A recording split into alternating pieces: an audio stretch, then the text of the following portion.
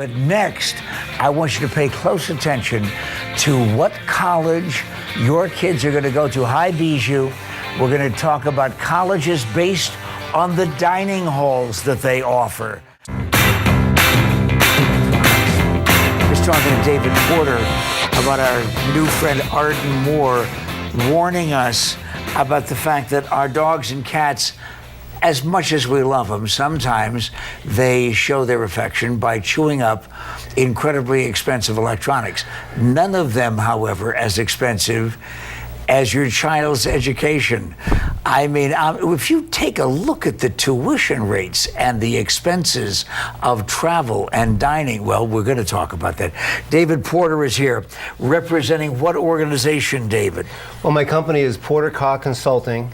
We have a website, porterkaztconsulting.com, and we have management consulting and design firm for college and university dining services all over North America. But you know, it really is surprising to me that you concentrate on this, because usually our kids will pick a college because of location, because of academics, because of sports sometimes, but rarely do parents of the child ever check out the dining hall. And you say do that among the first things you do.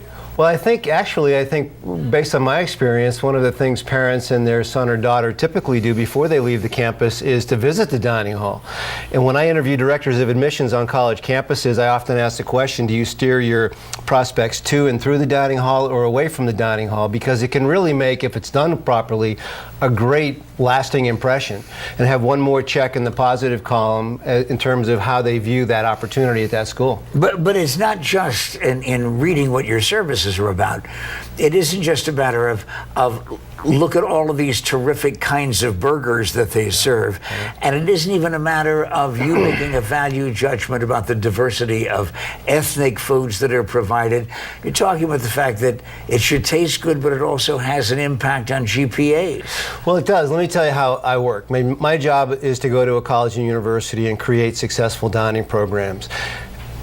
And when I can organize dining in a way that creates a social connection that brings students together in a very compelling, meaningful way, it not only ensures the success of dining, but it really creates compelling benefits with retention, the percentage of students who return because they make friends and connect, recruitment, capture rates, because it does add to a positive impression if it's done properly, and an engaged student socially makes for a more engaged alumni in the long run. Are dining halls improving? Absolutely. I mean, I think facilities are improving all across the country in terms of how they're designed, the look and the feel. I mean, some of them feel like four-star hotels and cruise ships. But the programs are lagging. And when I say the programs, I'm talking about the hours of operation and the value. And you mentioned GPAs. Don't take my word for it, but the CFO at Texas Tech recently said students who live on his campus and dine on his campus have higher GPAs and higher graduation rates than students that live off campus and don't dine on campus. By the way, excuse me, if there's any question at all, for those of you who may have just begun to have a relationship with this show and you haven't been able to appreciate the absolute daily excellence that we provide, David Porter introduced himself to me before the show by saying, so, how was Cosgrove Hall? And I said, what? That sounds familiar. He said, Cosgrove Hall, the dining hall at St. Ambrose University in Davenport, Iowa. Now that's research, but that's also a relatively small school, and it was okay for a relatively small Catholic boys' school. What about the big schools? But you're leaving out why that was so important, Pat. Why was that so important to you? Because that's where you went to school. Oh, no, sure, that's where I went to school. Right, that's where you went to school. I've mentioned that in the past. Right. However, I was amazed that you would remember the dining hall. I went to school so long ago, nobody had invented food yet, David. So it was a surprise to me. But what about all right, ASU, for example. Yeah. ASU, 73,000 students.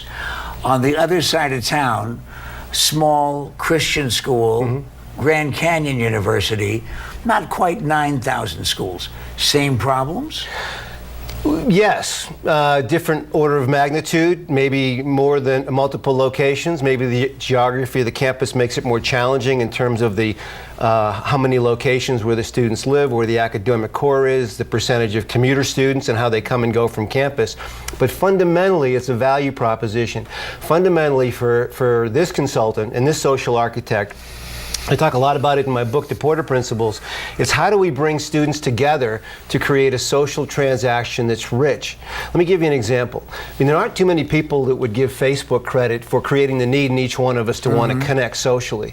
But what Facebook did was it created a computer application using the internet to meet that demand, to meet that need in us. And you can see how explosively popular that's become. Well, that's exactly what I do on college and university campuses. And it really doesn't matter if it's one location with a couple thousand students, or I'm starting a project in Toronto next week that has 40 retail dining locations on campus.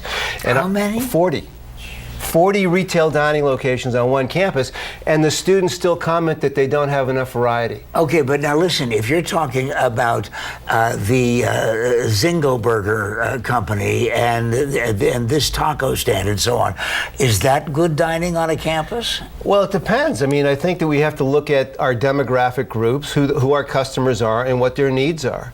One of the tools I use in terms of really understanding what the needs of customers are is, I think what students do, I think what this is true of all of us, is a better indication of what we will do. So instead of saying to a student or a faculty member, what do you want, what do you like, what do you think of this idea, I like to collect research to find out what they're doing now, where they're going, and how much money they're spending. And quite frankly, if they like a particular brand and there's a reason they go there, I want to understand that, so that in its entirety, when we present a program, whether it's 40 locations, one location, or 2 or 3, we create this social compact. And I keep going back to the social part of it, because that's really, in a lot of ways, Pat, the secret sauce that keeps people coming back.